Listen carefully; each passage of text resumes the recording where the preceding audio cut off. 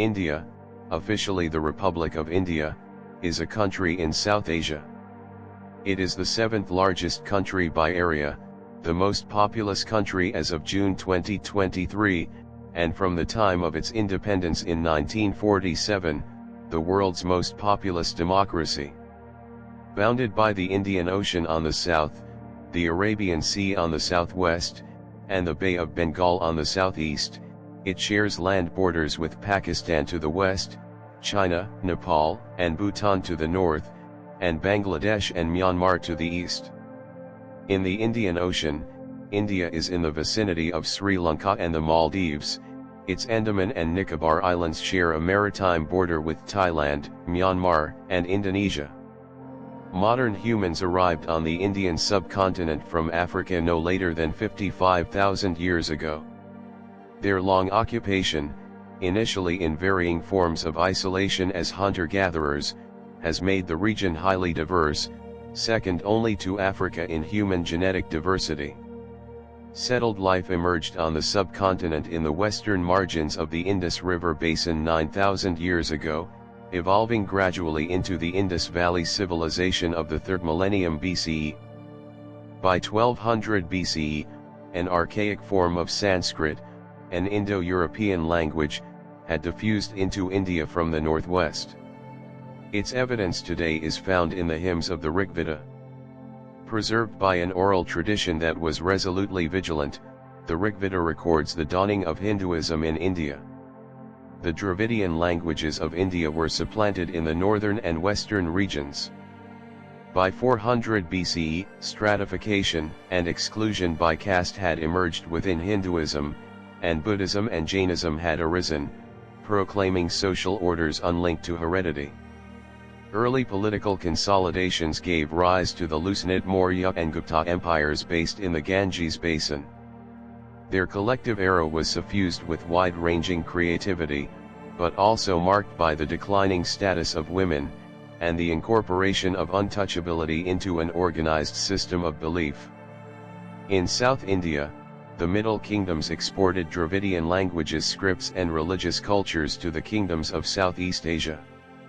In the early medieval era, Christianity, Islam, Judaism, and Zoroastrianism became established on India's southern and western coasts. Muslim armies from Central Asia intermittently overran India's northern plains, eventually founding the Delhi Sultanate, and drawing northern India into the cosmopolitan networks of medieval Islam. In the 15th century, the Vijayanagara Empire created a long-lasting composite Hindu culture in South India. In the Punjab, Sikhism emerged, rejecting institutionalized religion. The Mughal Empire, in 1526, ushered in 2 centuries of relative peace, leaving a legacy of luminous architecture. Gradually expanding rule of the British East India Company followed, turning India into a colonial economy, but also consolidating its sovereignty. British Crown rule began in 1858. The rights promised to Indians were granted slowly, but technological changes were introduced, and modern ideas of education and the public life took root. A pioneering and influential nationalist movement emerged, which was noted for nonviolent resistance and became the major factor in ending British rule. In 1947 the British Indian Empire was partitioned into 2 independent dominions, a Hindu-majority dominion of India and a Muslim-majority dominion of Pakistan, amid large-scale loss of life and an unprecedented migration.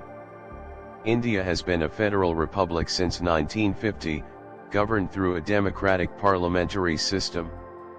It is a pluralistic, multilingual, and multi-ethnic society.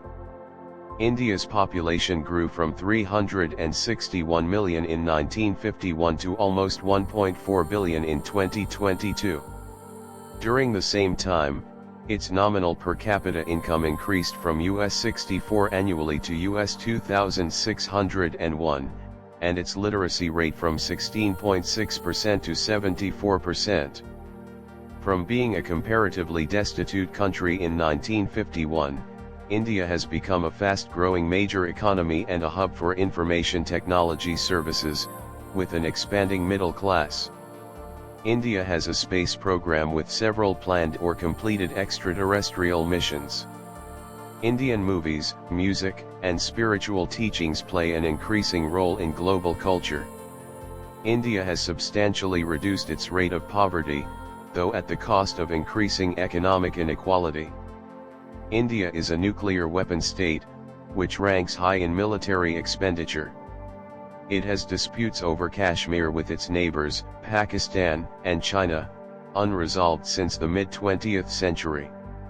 Among the socio-economic challenges India faces are gender inequality, child malnutrition, and rising levels of air pollution.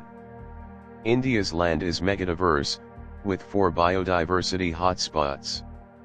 Its forest cover comprises 21.7% of its area. India's wildlife, which has traditionally been viewed with tolerance in India's culture, is supported among these forests, and elsewhere, in protected habitats. History. Ancient India. By 55,000 years ago, the first modern humans, or Homo sapiens, had arrived on the Indian subcontinent from Africa, where they had earlier evolved. The earliest known modern human remains in South Asia date to about 30,000 years ago. After 6500 BCE, evidence for domestication of food crops and animals, construction of permanent structures, and storage of agricultural surplus appeared in Mehrgarh and other sites in Baluchistan, Pakistan.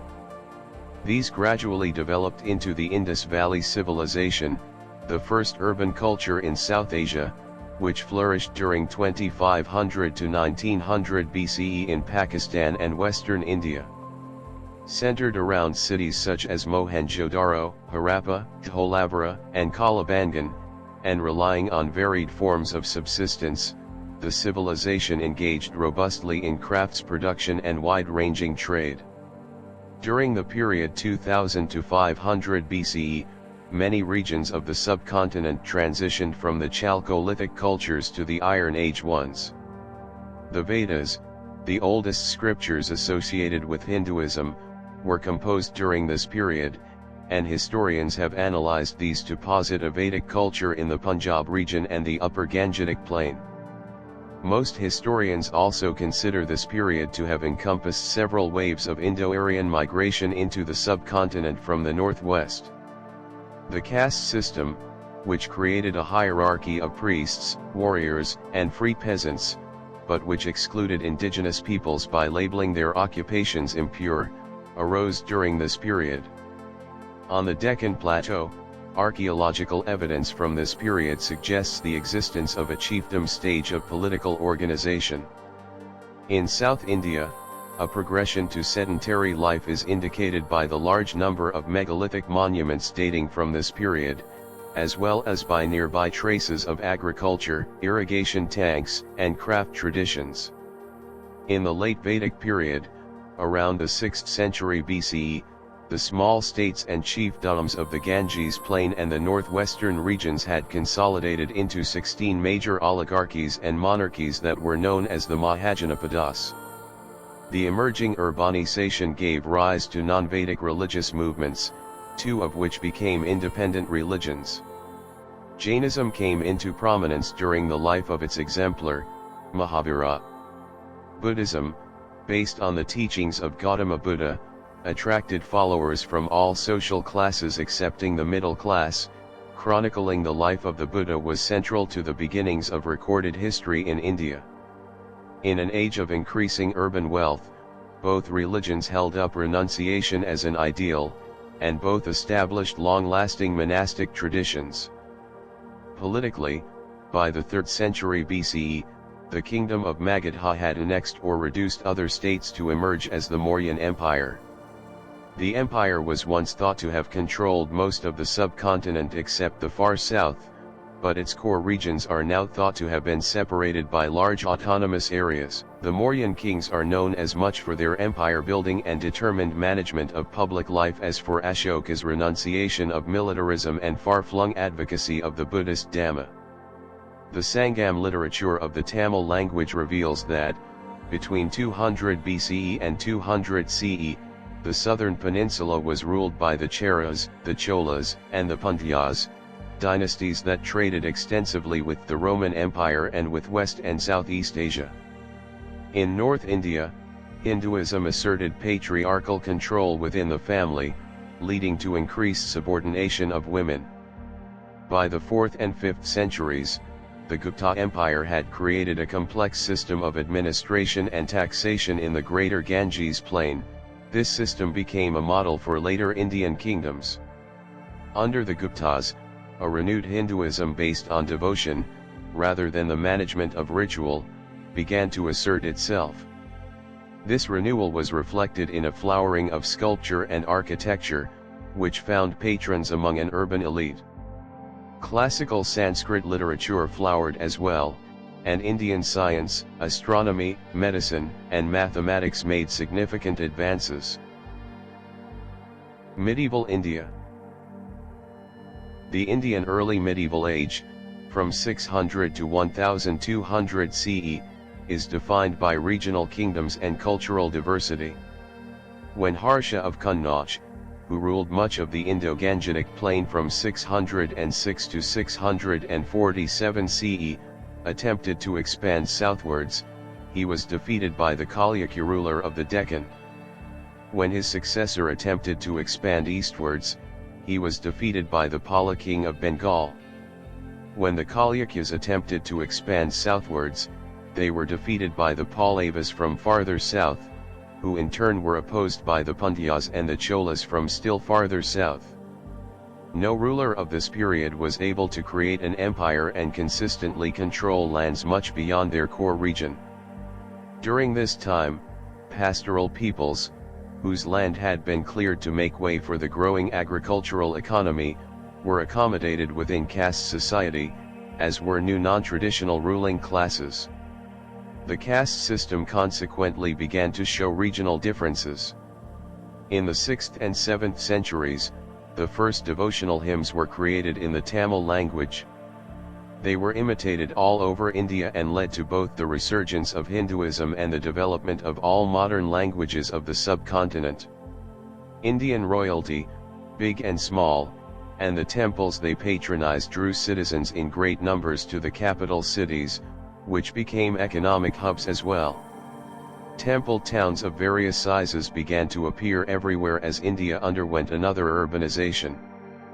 By the 8th and 9th centuries, the effects were felt in Southeast Asia, as South Indian culture and political systems were exported to lands that became part of modern-day Myanmar, Thailand, Laos, Brunei, Cambodia, Vietnam, Philippines, Malaysia, and Indonesia. Indian merchants, scholars, and sometimes armies were involved in this transmission.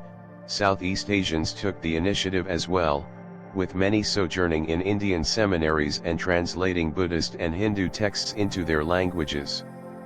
After the 10th century, Muslim Central Asian nomadic clans, using swift horse cavalry and raising vast armies united by ethnicity and religion, repeatedly overran South Asia's northwestern plains, leading eventually to the establishment of the Islamic Delhi Sultanate in 1206.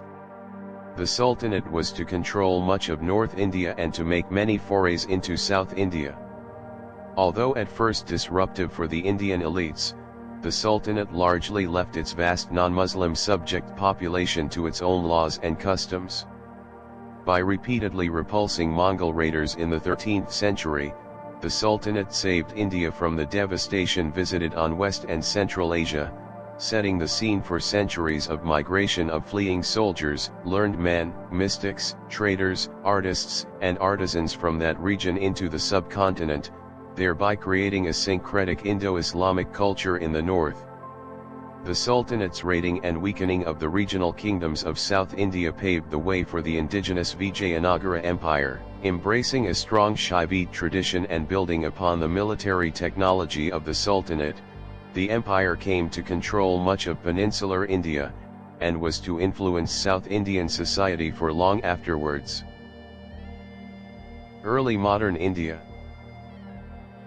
In the early 16th century, Northern India, then under mainly Muslim rulers, fell again to the superior mobility and firepower of a new generation of Central Asian warriors.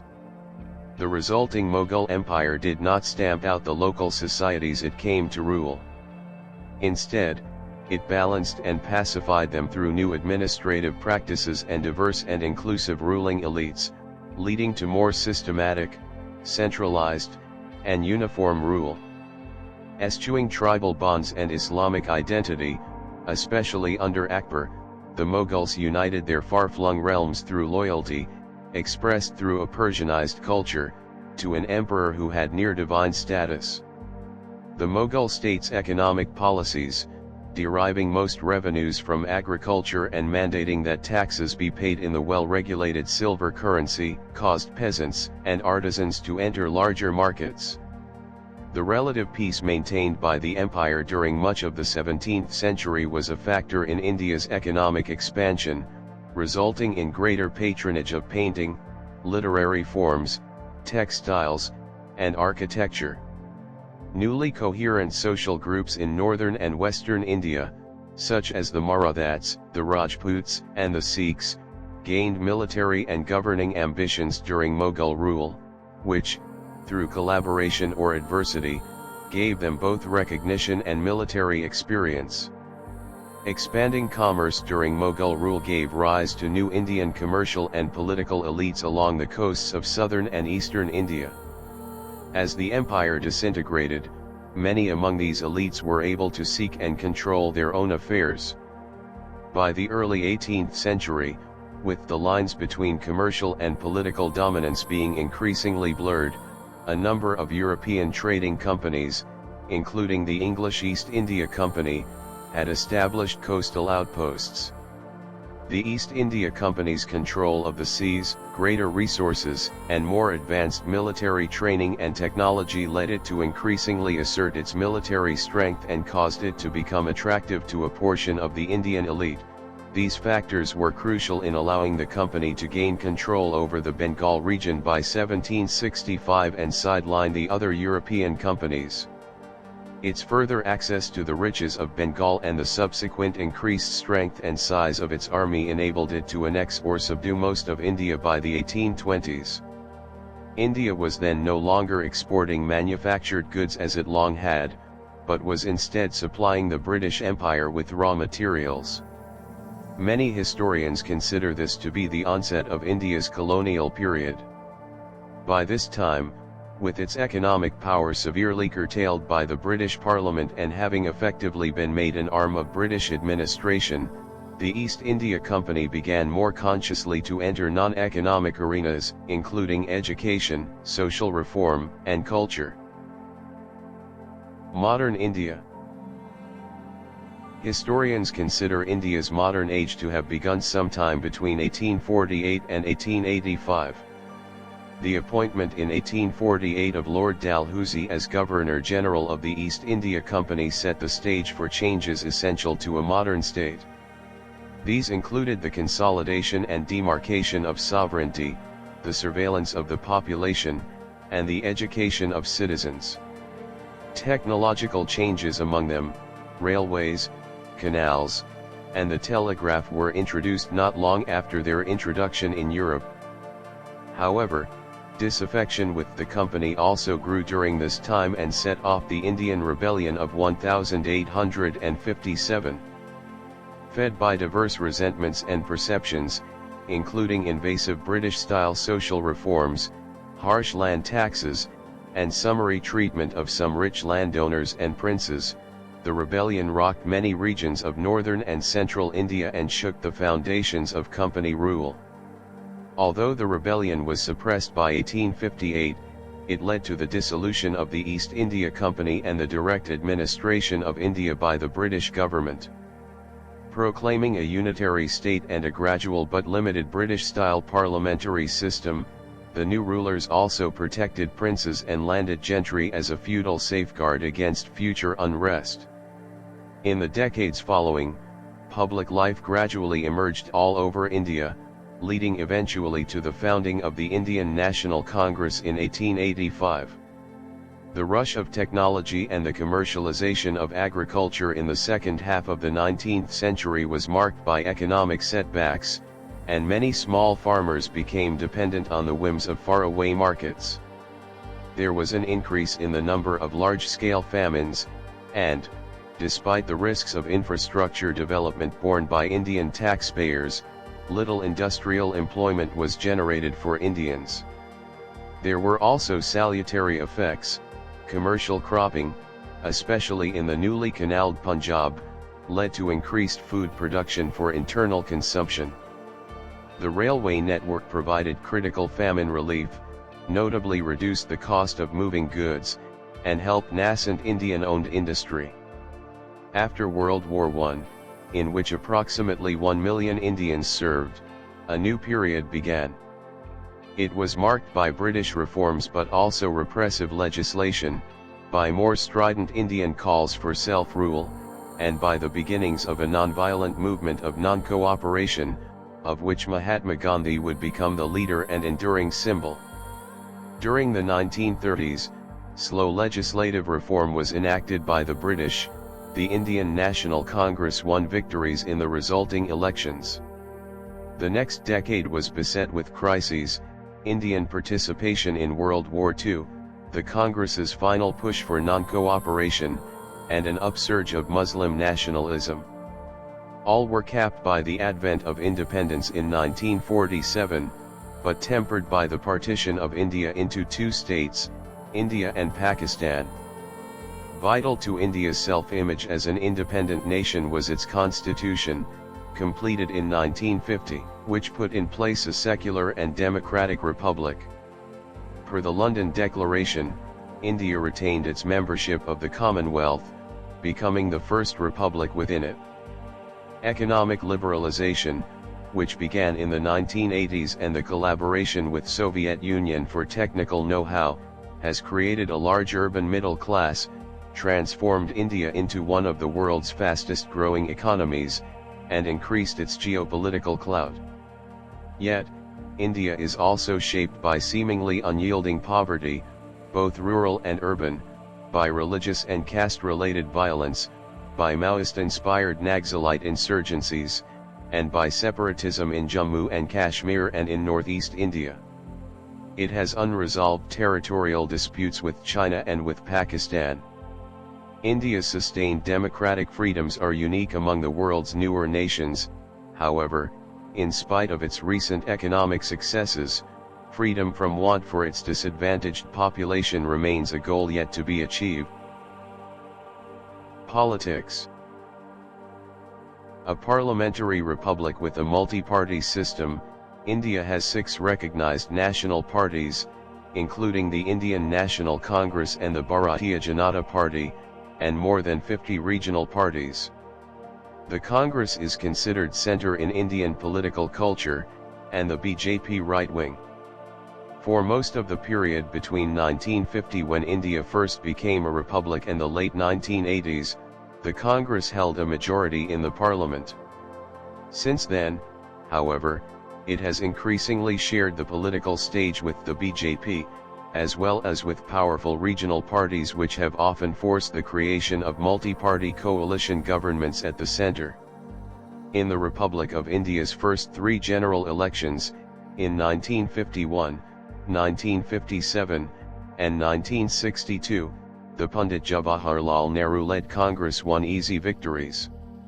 On Nehru's death in 1964, Lal Bahadur Shastri briefly became Prime Minister.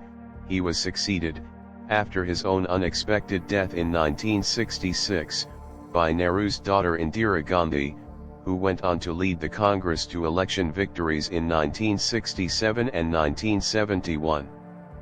Following public discontent with the state of emergency she declared in 1975, the Congress was voted out of power in 1977. The then new Janata Party, which had opposed the emergency, was voted in. Its government lasted just over 2 years. There were 2 prime ministers during this period, Morarji Desai and Charan Singh. Voted back into power in 1980, the Congress saw a change in leadership in 1984, When Indira Gandhi was assassinated, she was succeeded by her son Rajiv Gandhi, who won an easy victory in the general elections later that year. The Congress was voted out again in 1989 when a National Front coalition, led by the newly formed Janata Dal in alliance with the Left Front, won the elections. That government too proved relatively short-lived, lasting just under 2 years. There were two prime ministers during this period, VP Singh and Chandrasekhar. Elections were held again in 1991, no party won an absolute majority. The Congress, as the largest single party, was able to form a minority government led by P.V. Narasimha Rao. A 2-year period of political turmoil followed the general election of 1996. Several short-lived alliances shared power at the center. The BJP formed a government briefly in 1996, it was followed by two comparatively long-lasting United Front coalitions, which depended on external support. There were two prime ministers during this period, H.D. Devgupta and I.K. Gujral. In 1998, the BJP was able to form a successful coalition, the National Democratic Alliance. Led by Atal Bihari Vajpayee, the NDA became the first non-Congress, coalition government to complete a 5-year term.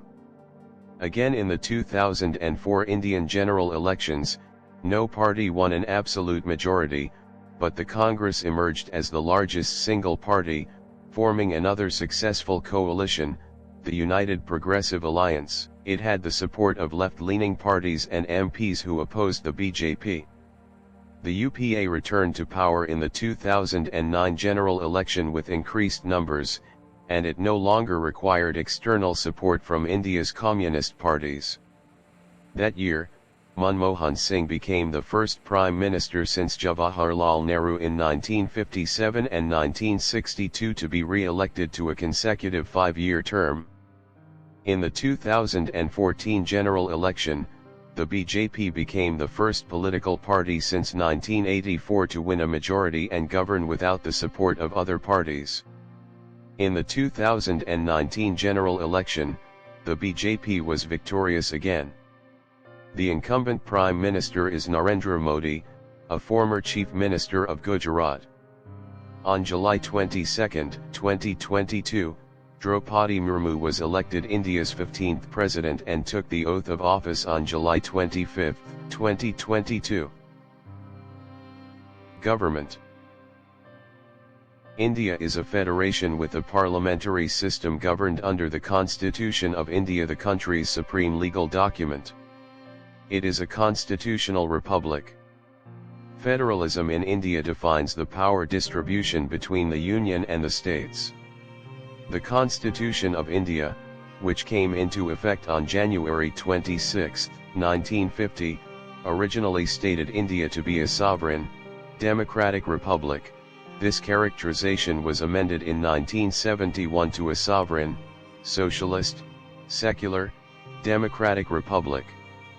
India's form of government, traditionally described as quasi-federal with a strong centre and weak states, has grown increasingly federal since the late 1990s as a result of political, economic, and social changes.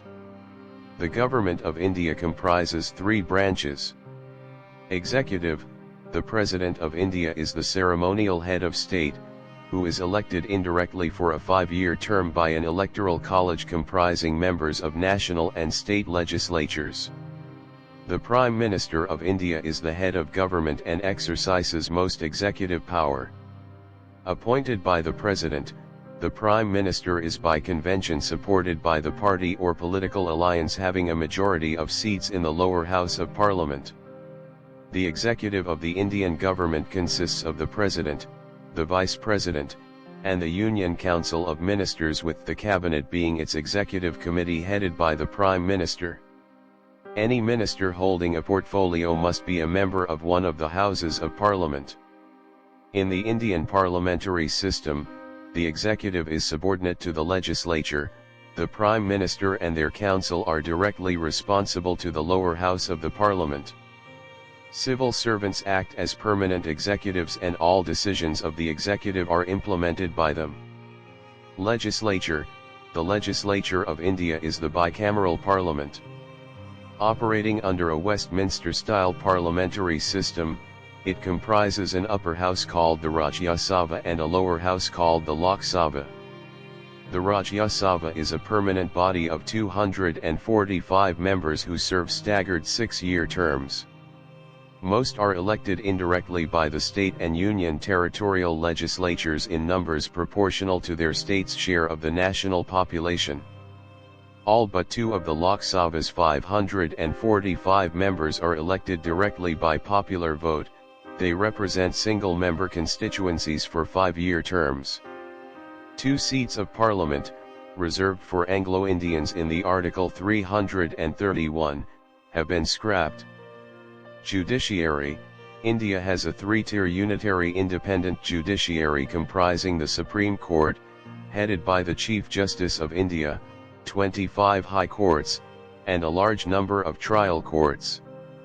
The Supreme Court has original jurisdiction over cases involving fundamental rights and over disputes between states and the centre, and has appellate jurisdiction over the high courts. It has the power to both strike down union or state laws which contravene the Constitution and invalidate any government action it deems unconstitutional. Administrative divisions. India is a federal union comprising 28 states and 8 union territories. All states, as well as the union territories of Jammu and Kashmir, Puducherry, and the National Capital Territory of Delhi, have elected legislatures and governments following the Westminster system of governance. The remaining 5 union territories are directly ruled by the central government through appointed administrators. In 1956, under the States Reorganization Act, states were reorganized on a linguistic basis. There are over 250,000 local government bodies at city, town, block, district and village levels.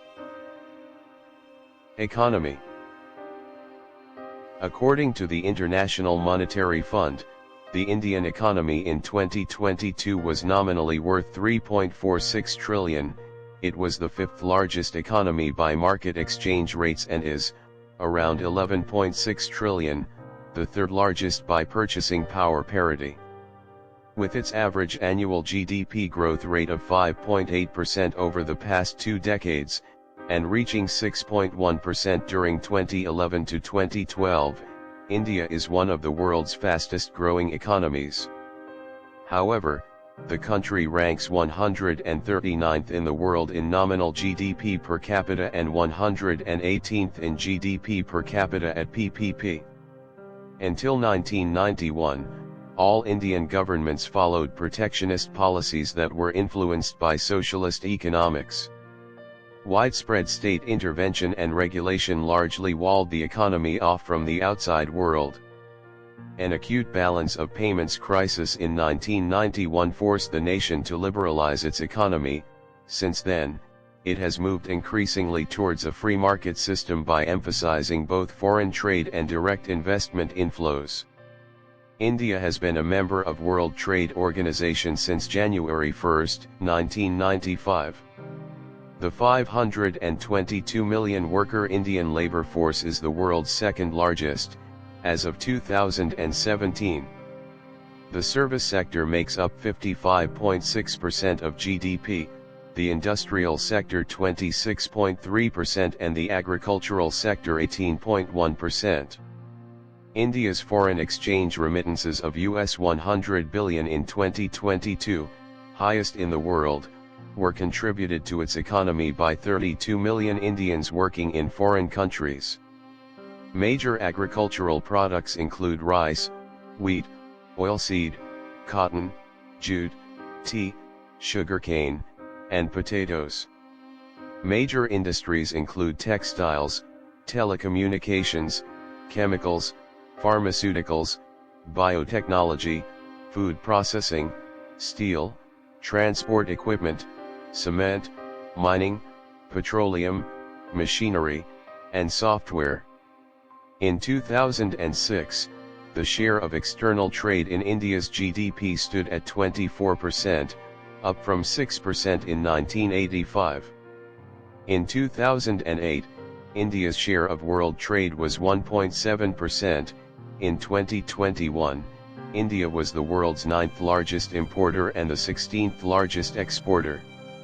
Major exports include petroleum products, textile goods, jewelry, software, engineering goods, chemicals, and manufactured leather goods. Major imports include crude oil, machinery, gems, fertilizer, and chemicals. Between 2001 and 2011, the contribution of petrochemical and engineering goods to total exports grew from 14% to 42%. India was the world's second largest textile exporter after China in the 2013 calendar year. Averaging an economic growth rate of 7.5% for several years prior to 2007, India has more than doubled its hourly wage rates during the first decade of the 21st century. Some 431 million Indians have left poverty since 1985. India's middle classes are projected to number around 580 million by 2030.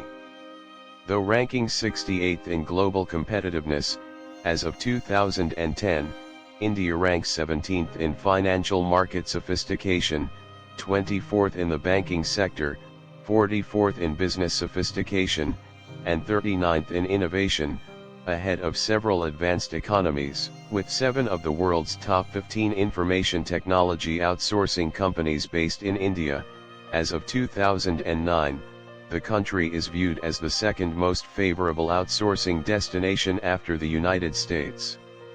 India is ranked 40th in the Global Innovation Index in 2023. As of 2023, India's consumer market was the world's 5th largest. Driven by growth, India's nominal GDP per capita increased steadily from US $308 in 1991, when economic liberalization began, to US $1,380 in 2010, to an estimated US $1,730 in 2016. It is expected to grow to US $2,466 by 2022. However, it has remained lower than those of other Asian developing countries such as Indonesia, Malaysia, Philippines, Sri Lanka, and Thailand, and is expected to remain so in the near future.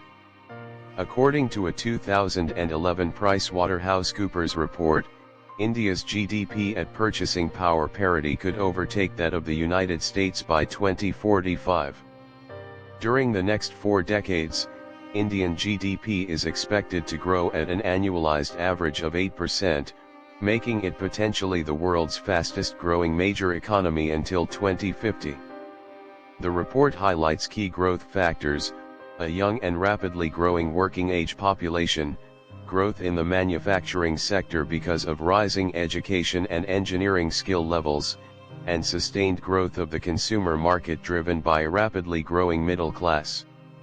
The World Bank cautions that, for India to achieve its economic potential, it must continue to focus on public sector reform, transport infrastructure, agricultural and rural development, removal of labor regulations, education, energy security, and public health and nutrition. According to the Worldwide Cost of Living Report 2017 released by the Economist Intelligence Unit, which was created by comparing more than 400 individual prices across 160 products and services, 4 of the cheapest cities were in India: Bangalore, Mumbai, Chennai, and New Delhi. Languages. Among speakers of the Indian languages, 74% speak Indo-Aryan languages, the easternmost branch of the Indo-European languages, 24% speak Dravidian languages, indigenous to South Asia and spoken widely before the spread of Indo-Aryan languages, and 2% speak Austro-Asiatic languages or the Sino-Tibetan languages. India has no national language. Hindi, with the largest number of speakers, is the official language of the government. English is used extensively in business and administration and has the status of a subsidiary official language. It is important in education, especially as a medium of higher education. Each state and union territory has one or more official languages, and the Constitution recognizes in particular 22 scheduled languages. Religion. The 2011 census reported the religion in India with the largest number of followers was Hinduism, followed by Islam. The remaining were Christianity, Sikhism, Buddhism, Jainism, and others. India has the third largest Muslim population, the largest for a non-Muslim majority country. Culture. Indian cultural history spans more than 4,500 years. During the Vedic period, the foundations of Hindu philosophy, mythology, theology, and literature were laid, and many beliefs and practices which still exist today, such as Dharma, Karma, Yoga, and Moksha, were established. India is notable for its religious diversity, with Hinduism, Buddhism, Sikhism, Islam, Christianity, and Jainism among the nation's major religions. The predominant religion, Hinduism, has been shaped by various historical schools of thought, including those of the Upanishads, the Yoga Sutras, the Bhakti movement, and by Buddhist philosophy. Visual art. India has a very ancient tradition of art, which has exchanged many influences with the rest of Eurasia, especially in the first millennium, when Buddhist art spread with Indian religions to Central, East, and Southeast Asia, the last also greatly influenced by Hindu art. Thousands of seals from the Indus Valley civilization of the 3rd millennium BCE have been found, usually carved with animals, but a few with human figures. The Pashupati seal, excavated in Mohenjo-daro, Pakistan, in 1928-29, is the best known. After this there is a long period with virtually nothing surviving. Almost all surviving ancient Indian art thereafter is in various forms of religious sculpture in durable materials, or coins. There was probably originally far more in wood, which is lost. In North India, Mauryan art is the first imperial movement. In the 1st millennium CE, Buddhist art spread with Indian religions to Central, East, and Southeast Asia, the last also greatly influenced by Hindu art. Over the following centuries a distinctly Indian style of sculpting the human figure developed, with less interest in articulating precise anatomy than ancient Greek sculpture but showing smoothly flowing forms expressing prana. This is often complicated by the need to give figures multiple arms or heads, or represent different genders on the left and right of figures, as with the Ardhanarishvara form of Shiva and Parvati. Most of the earliest large sculpture is Buddhist, either excavated from Buddhist stupas such as Sanchi, Sarnath, and Amaravati, or is rock-cut reliefs at sites such as Ajunta, Karla, and Ellora. Hindu and Jain sites appear rather later. In spite of this complex mixture of religious traditions, generally, the prevailing artistic style at any time and place has been shared by the major religious groups, and sculptors probably usually served all communities. Gupta art is often regarded as a classical period whose influence lingered for many centuries after it saw a new dominance of Hindu sculpture, as at the Elephanta caves. Across the north, this became rather stiff and formulaic after c. 800 CE, though rich with finely carved detail in the surrounds of statues. But in the south, under the Pallava and Chola dynasties, sculpture in both stone and bronze had a sustained period of great achievement. The large bronzes with Shiva as Nataraja have become an iconic symbol of India. Ancient painting has only survived at a few sites, of which the crowded scenes of court life in the Ajunta caves are by far the most important, but it was evidently highly developed, and is mentioned as a courtly accomplishment in Gupta times. Painted manuscripts of religious texts survive from eastern India about the 10th century onwards, most of the earliest being Buddhist and later Jain. No doubt the style of these was used in larger paintings.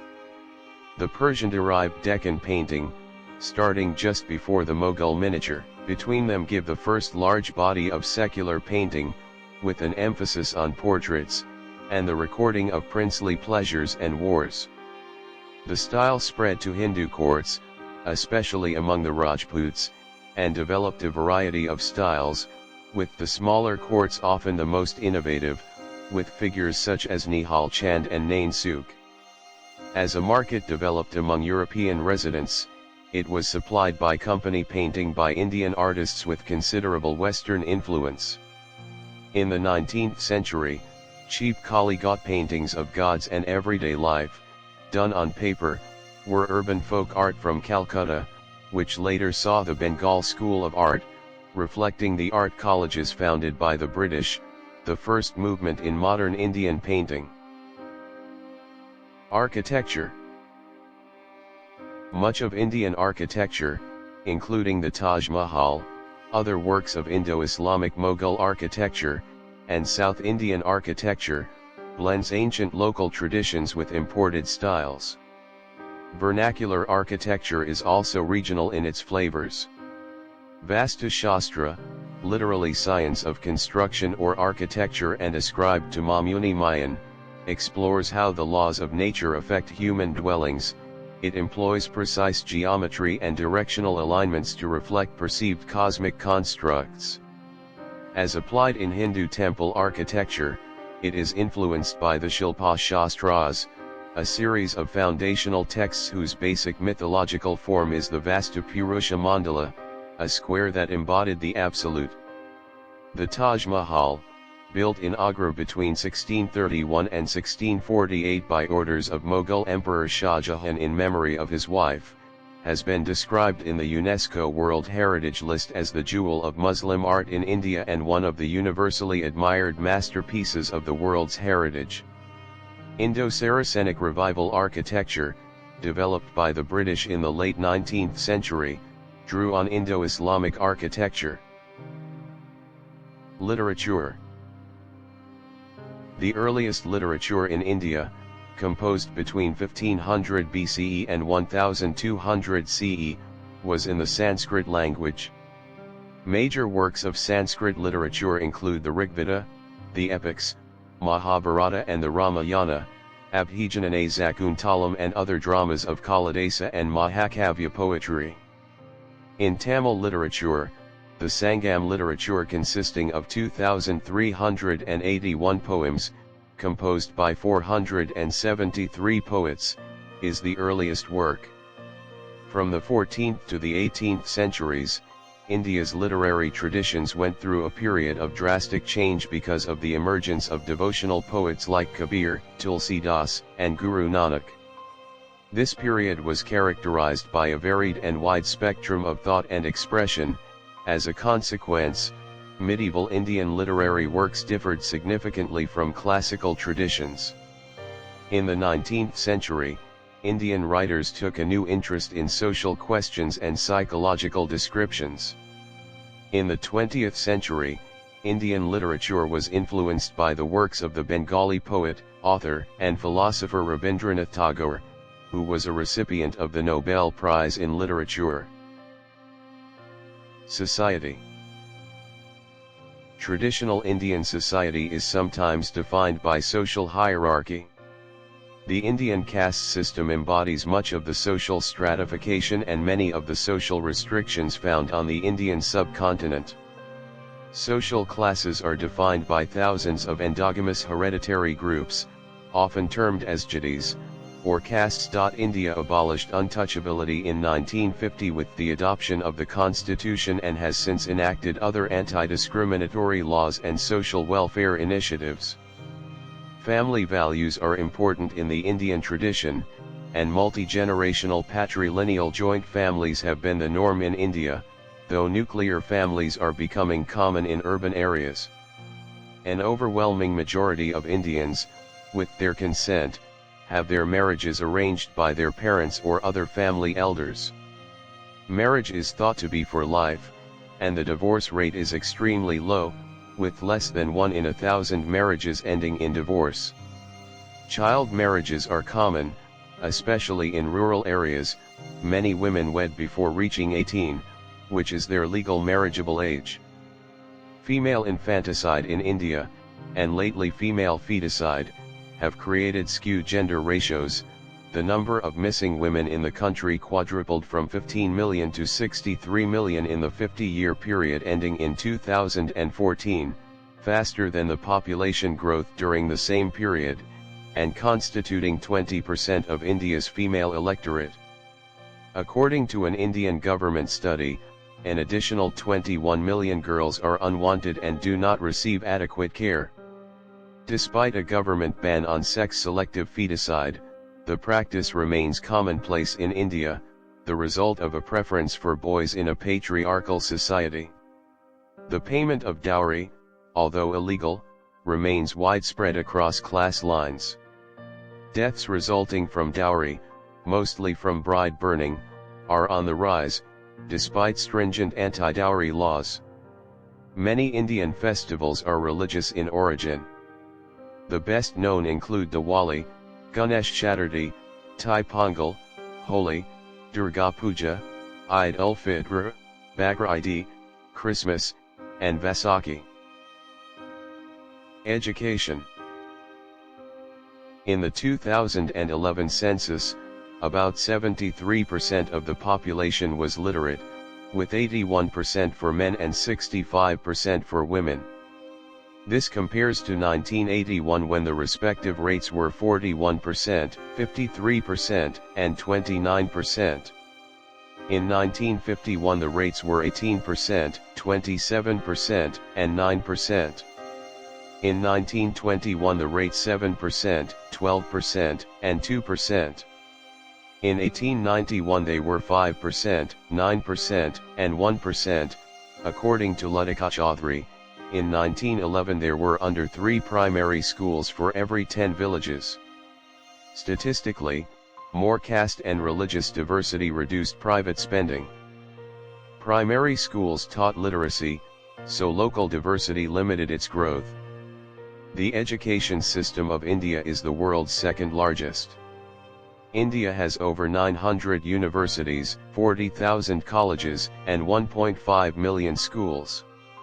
In India's higher education system, a significant number of seats are reserved under affirmative action policies for the historically disadvantaged. In recent decades, India's improved education system is often cited as one of the main contributors to its economic development. Clothing. From ancient times until the advent of the modern, the most widely worn traditional dress in India was draped. For women it took the form of a sari, a single piece of cloth many yards long. The sari was traditionally wrapped around the lower body and the shoulder. In its modern form, it is combined with an underskirt, or Indian petticoat, and tucked in the waistband for more secure fastening. It is also commonly worn with an Indian blouse, or choli, which serves as the primary upper body garment, the sari's end passing over the shoulder serving to cover the midriff and obscure the upper body's contours. For men, a similar but shorter length of cloth, the dhoti, has served as a lower body garment. The use of stitched clothes became widespread after Muslim rule was established at first by the Delhi Sultanate and then continued by the Mughal Empire. Among the garments introduced during this time and still commonly worn are the shalwars and pajamas, both styles of trousers, and the tunics kurta and kameez. In southern India, the traditional draped garments were to see much longer continuous use. Shalwars are atypically wide at the waist but narrow to a cuffed bottom. They are held up by a drawstring, which causes them to become pleated around the waist. The pants can be wide and baggy, or they can be cut quite narrow, on the bias, in which case they are called chudars. When they are ordinarily wide at the waist and their bottoms are hemmed but not cuffed, they are called pajamas. The kameez is a long shirt or tunic, its side seams left open below the waistline. The kurta is traditionally collarless and made of cotton or silk. It is worn plain or with embroidered decoration, such as shikan, and typically falls to either just above or just below the wearer's knees. In the last 50 years, fashions have changed a great deal in India. Increasingly, in urban northern India, the sari is no longer the apparel of everyday wear, though they remain popular on formal occasions. The traditional shalwar kameez is rarely worn by younger urban women, who favor churidars or jeans. In white-collar office settings, ubiquitous air conditioning allows men to wear sports jackets year-round. For weddings and formal occasions, men in the middle and upper classes often wear band gala, or short Nehru jackets, with pants, with the groom and his groomsmen sporting sherwanis and churidars. The dhoti, once the universal garment of Hindu males, the wearing of which in the homespun and hand-woven khadi allowed Gandhi to bring Indian nationalism to the millions, is seldom seen in the cities. Sports and recreation. Several traditional indigenous sports such as kabaddi, kho-kho, pahlwani and gilli danda, and also martial arts such as kalarapayattu and marma adi, remain popular. Chess is commonly held to have originated in India as Chaturanga. In recent years, there has been a rise in the number of Indian grandmasters. Viswanathan Anand became the chess world champion in 2007 and held the status until 2013. He also won the Chess World Cup in 2000 and 2002. In 2023, R. Pragnanandha finished as runners-up in the tournament. Parcheesi is derived from pachisi, another traditional Indian pastime, which in early modern times was played on a giant marble court by Mughal Emperor Akbar the Great. Cricket is the most popular sport in India. Major domestic leagues include the Indian Premier League. Professional leagues in other sports include the Indian Super League and the Pro Kabaddi League. India has won 2 Cricket World Cups, the 1983 edition and the 2011 edition, as well as becoming the inaugural T20 World Cup champions in 2007. India has also won the Champions Trophy twice, in 2002 and 2013.